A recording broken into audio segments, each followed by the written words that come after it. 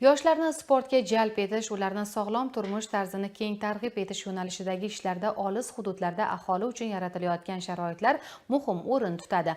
Qorovulbozor tumanining Navbahor mahallasida faoliyat ko'rsatib kelayotgan 5 tashabbus markazi ham bunyodkorlik mahsuli sifatida alohida o'rin tutmoqda.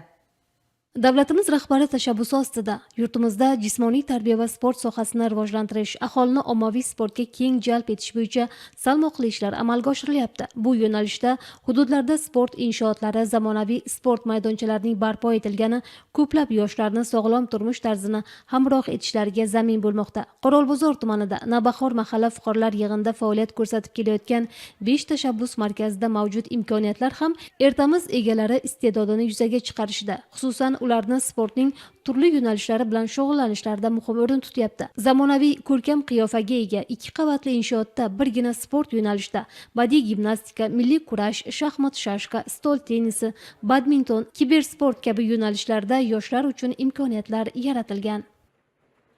Prezidentimiz tomonidan shunday shart-sharoitlar yaratib berildi. Biz bundan juda xursandmiz.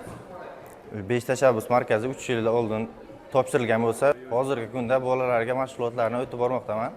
O'zim viloyat chempionatlari, respublika chempionatlarida faxrli o'rinlarni egallaganman. Bugungi kunda milliy kurashimizni bolalarga murabbiy sifatida o'rgatib kelmoqdaman.